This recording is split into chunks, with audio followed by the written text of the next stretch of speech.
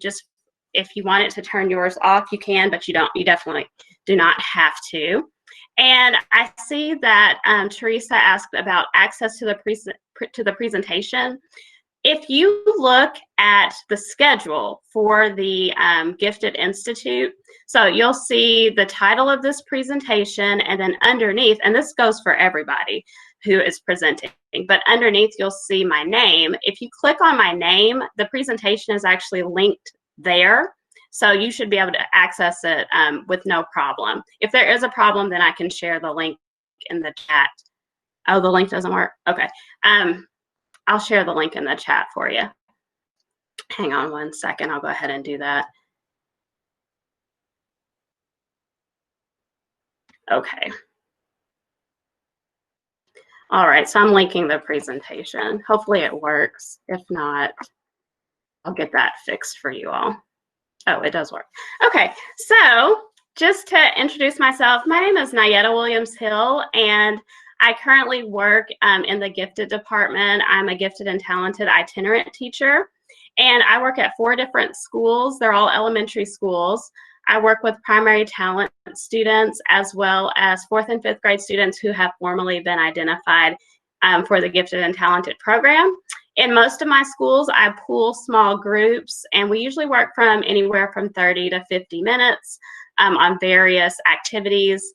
And some schools I go in and co-teach with classroom teachers. So it's been a very enjoyable position, and I hope that I can share a little bit with you all today in terms of leadership. All right, so I'm going to go ahead and share my screen, and that way you'll be able to see my presentation. I do want to let you know that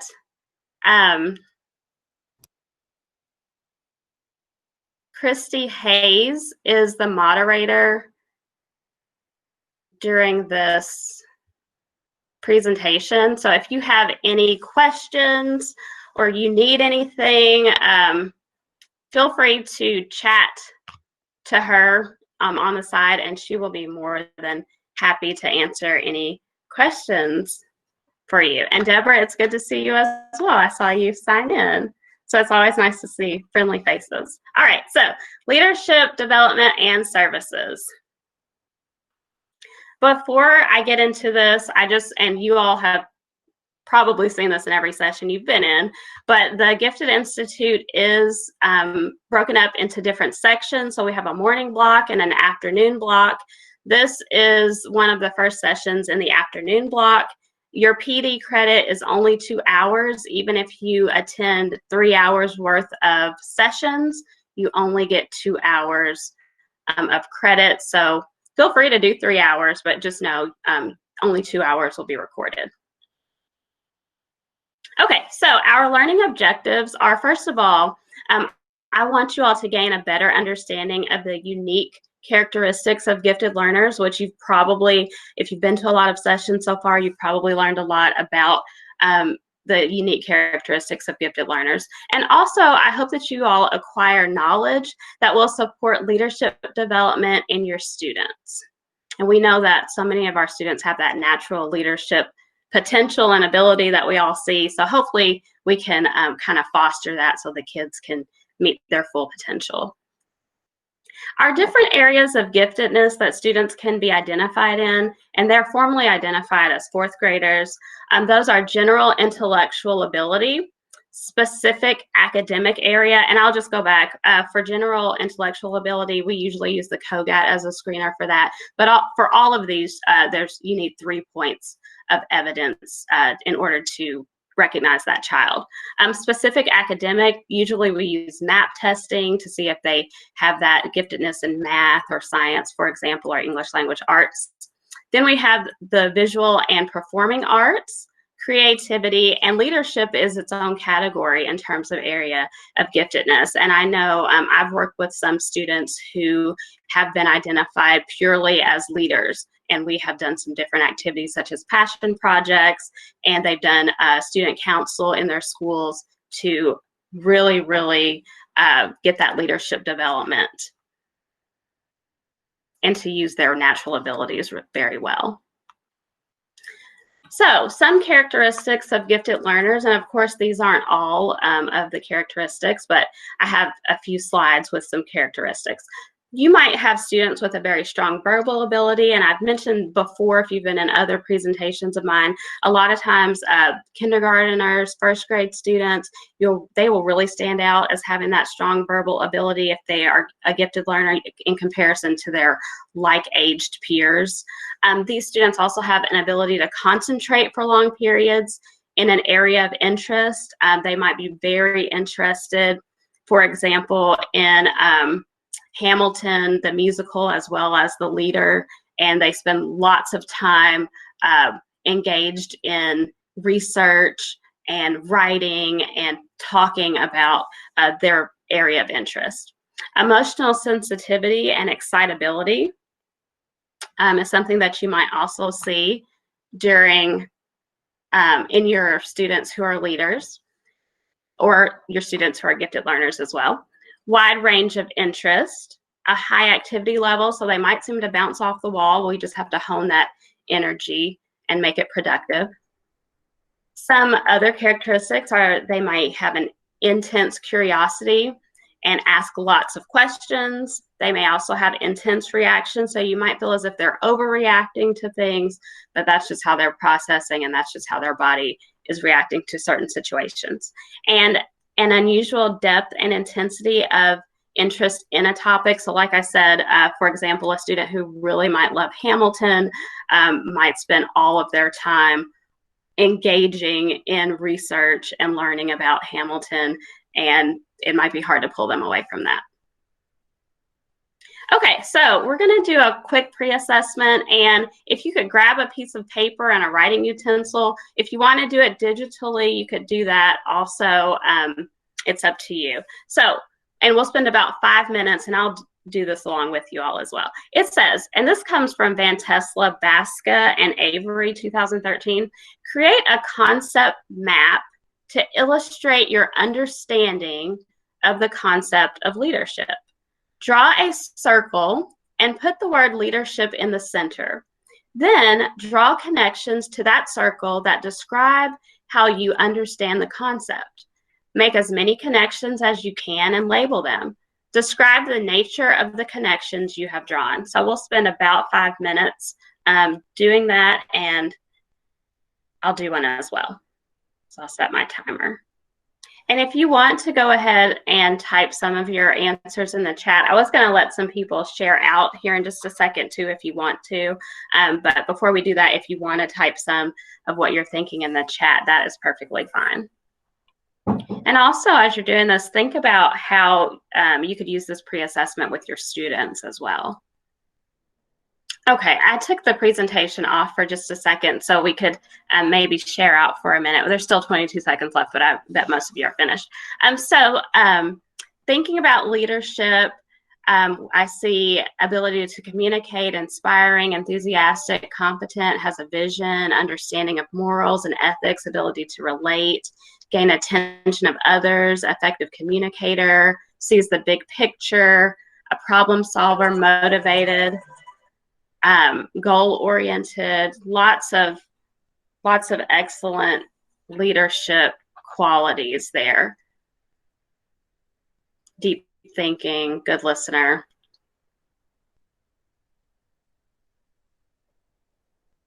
If anyone wants to share out, I'll give you the opportunity to unmute if there was something you really wanted to share out. If not, you can continue in the chat.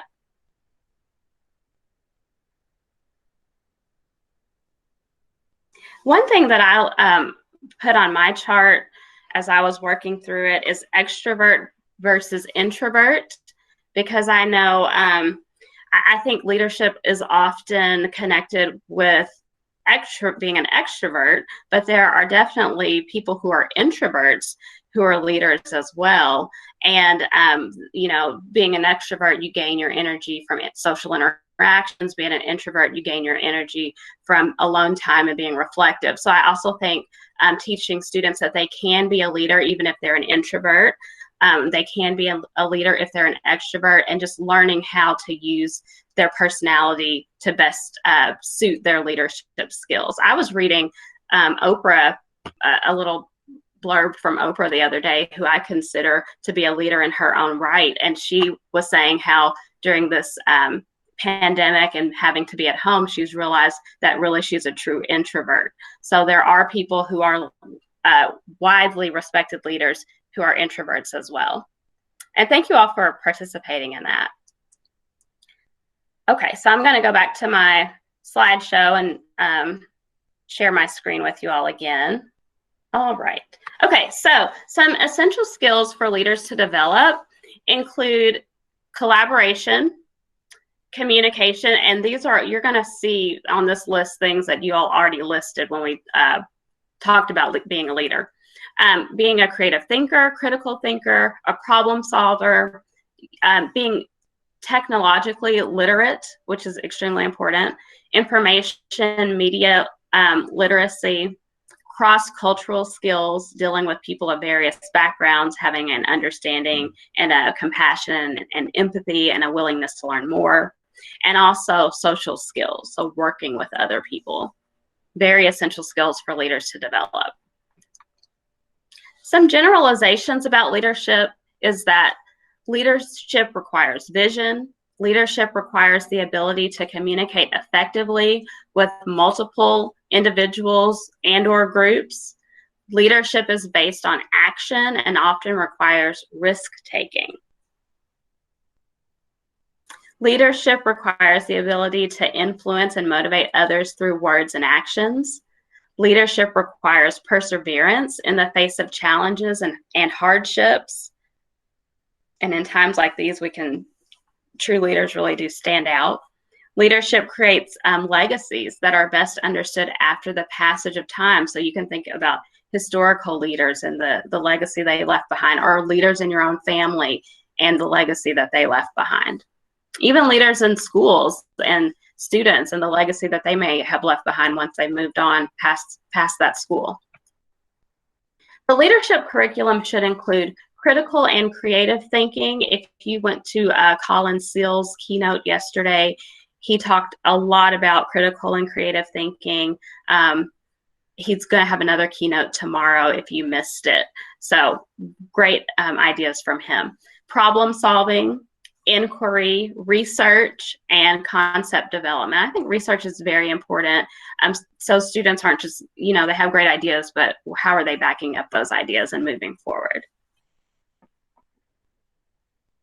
So emotional intelligence in terms of leadership, and being able to work with other people, being empathetic, being a good listener, having a strong emotional intelligence definitely impacts and helps to build the strength of one's leadership. So here in this chart, you'll see 5 different areas of emotional intelligence that are important for leaders and, just everyone in general to have. So an awareness of feelings and using the feelings in decision making. So being aware, thinking about how those feelings are going to impact others. The ability to manage feelings to prevent distress from impacting the thought process. So not necessarily going on your first instinct based on a feeling, but really thinking it through. Ability to self-motivate despite setbacks, remains positive and hopeful, delays gratification. So working through a problem, teaching our students that they might not get the answer that they're looking for immediately. They're going to have to work through it and persevere and continue to stay motivated even if things aren't working out in the timeline that they have set for themselves or the way that they wanted it to. Emotional intelligence also includes the ability to empathize with others. And those people with strong emotional intelligence can develop a rapport and cooperate with others and have the ability to handle feelings in relationships. So the ability to respectfully disagree, the ability to really listen and not just wait for your turn to talk are very, very essential to that strong emotional intelligence. Identifying students for leadership. So I'm going to show you some documents that we have for identifying our students. And this is the leadership referral identification checklist. So if you have a student, and remember, they're formally identified gifted and talented in 4th grade. So if you have a rising 4th grader, or maybe someone 4th grader and up, who you are believing has that leadership gift, here's the referral identification checklist. So use this form to gather information when referring a student for the gifted and talented program. Mark each box below for which evidence has been collected and included. Starred item is mandatory. And remember, a minimum of 3 pieces of evidence are required, and that goes for any of the different categories of giftedness. So some of the evidence that you could have are anecdotal records, peer nominations, recommendations. I think that's really great if you created a Google form and had your students nominate someone or various people in the class who they feel are true leaders. That might be a really good way to see who the peers are thinking qualify for this. And then there's even a self-nomination or petition system. So you can look through this, and that's a document that you'll want to have with your students. And then assessments for leadership. Okay, so these abilities shall be determined by a variety of informal measures and the documentation of the willingness of a student to assume leadership roles in class, in student organization, and in a community activity. Evidence of psychosocial or leadership ability also may include sociograms, so we're talking about questionnaires, like I just mentioned, peer recommendations, behavioral checklists or observations specific to leadership behavior, portfolio entries which display leadership qualities, and offices held by students in extracurricular activities and class government. So you want to make sure that you do have the evidence. Some students may display some leadership potential, but maybe they're still needing it to be developed a little bit more to really be identified gifted in that area.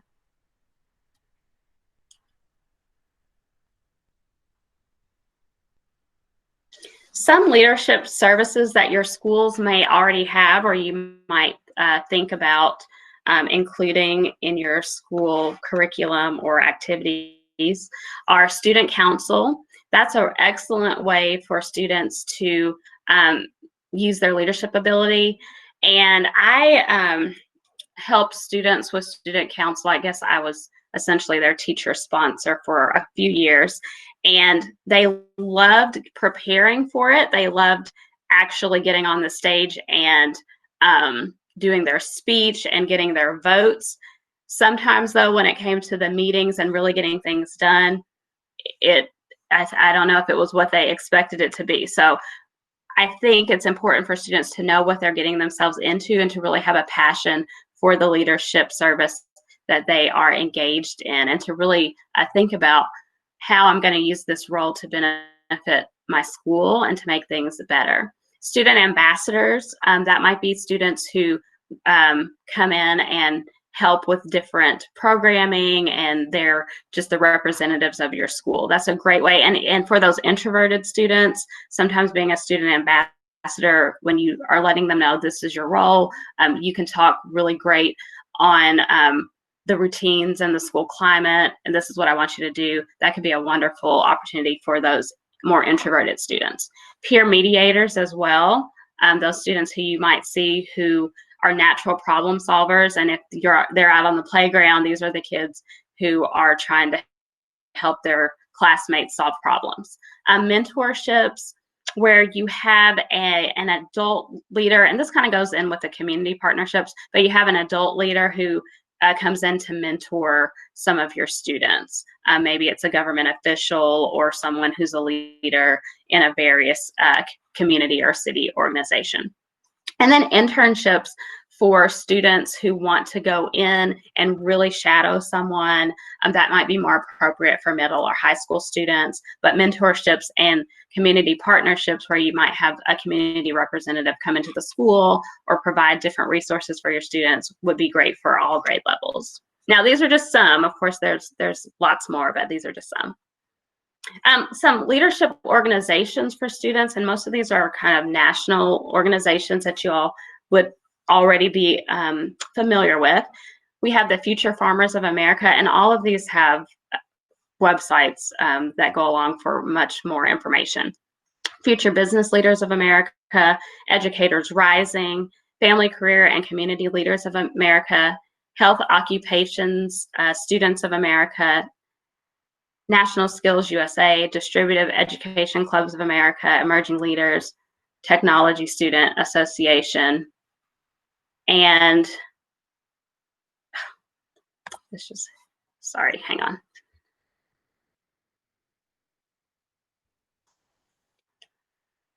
Okay, so I linked on here from the Kentucky Department of Education. There, if you look over here, student organizations by program area. So everything that you need is over here based on the area. So these would be great resources for your leaders and developing some leadership programs within your schools.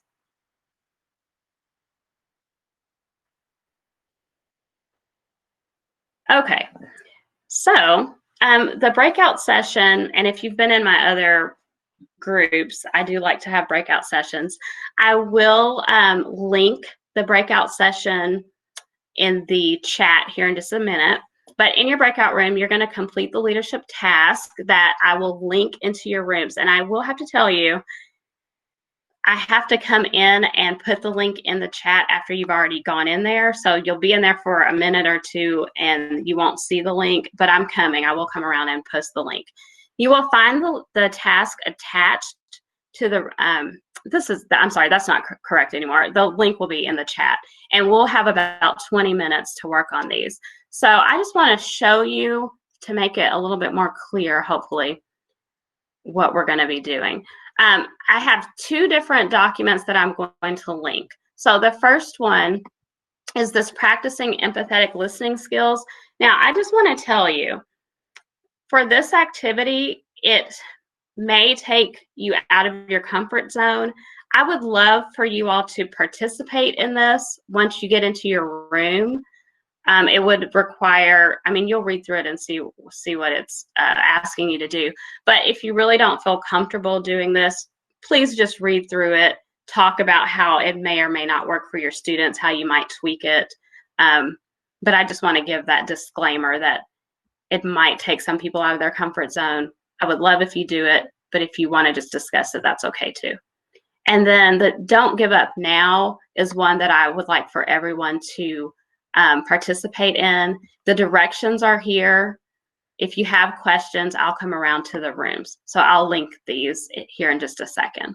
Okay, let me get your breakout rooms. I do have them by birthday. And I know I'm still sharing my screen, but you can see it here. So January through March will be in breakout 1. I'll link them in just a minute. I know you don't have them yet. April through June will be in breakout 2, July through September, breakout 3, October through December, breakout 4. If your room doesn't really have anybody, you can go to another room.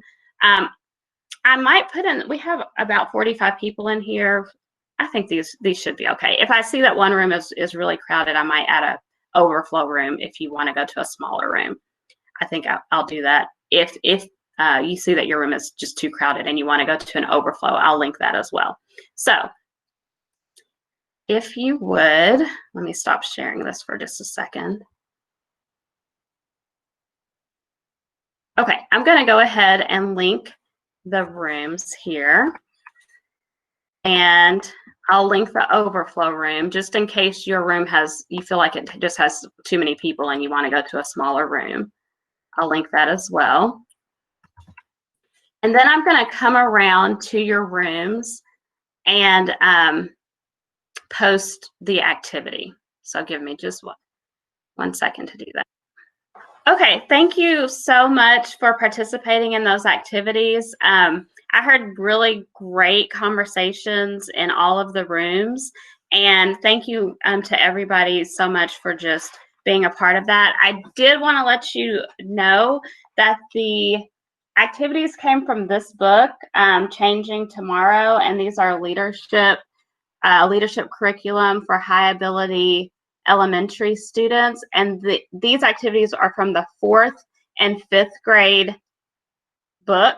So they are geared for your 4th and 5th grade students to actually participate in. So I know the one about empathetic listening was a little bit, may have been uncomfortable for some people. However, it is an activity, according to Van Tesla, Baska, and Avery, that would be something your 4th and 5th graders could participate in. So I'll give you a couple of minutes. If anybody wants to share out from your breakout group, you could share something in the chat, or if you want to unmute yourself and share with the whole group, we'll give just a minute or so to kind of recap what just occurred in the breakout rooms.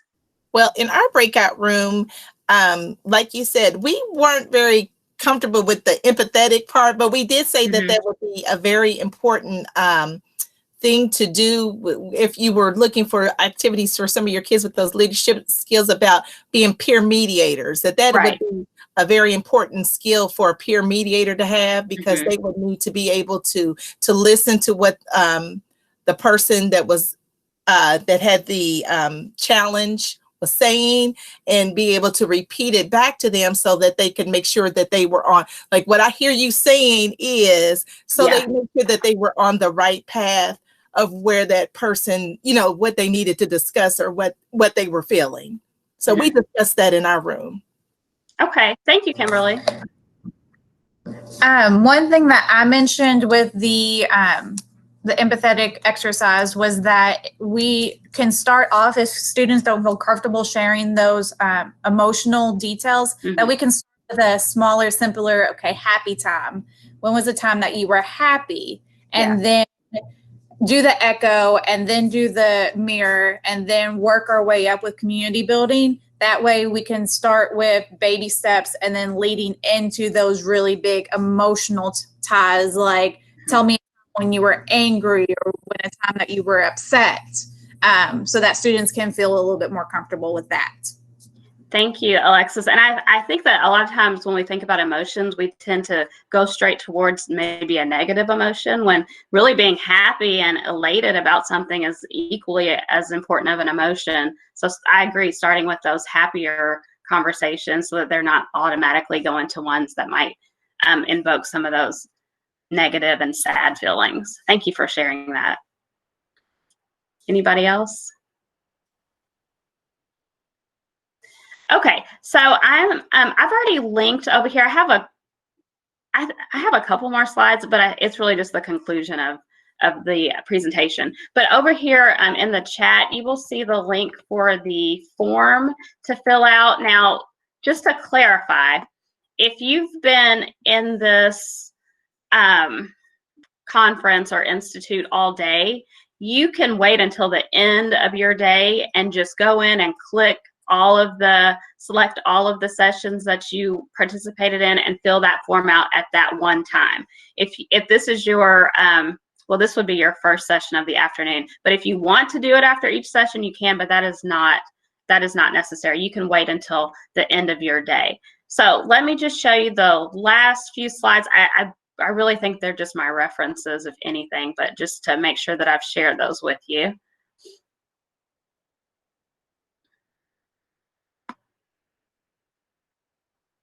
Yeah.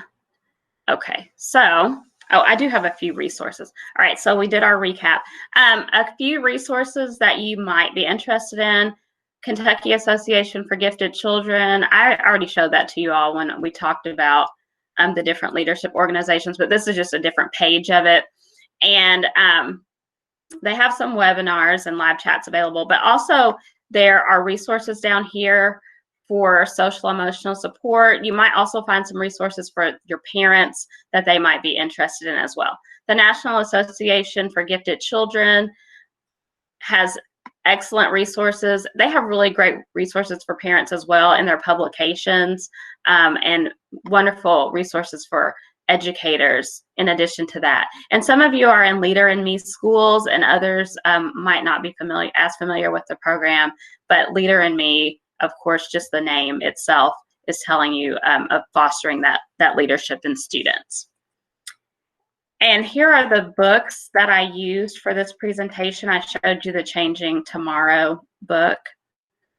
And like I said, the feedback form, the Colin Seals presentation is going to be tomorrow. It's not today. But if there's any questions or comments, please feel free to type those in the chat, or you can unmute if you have any questions or comments. And thank you all so much for coming. I hope you enjoy the rest of your afternoon.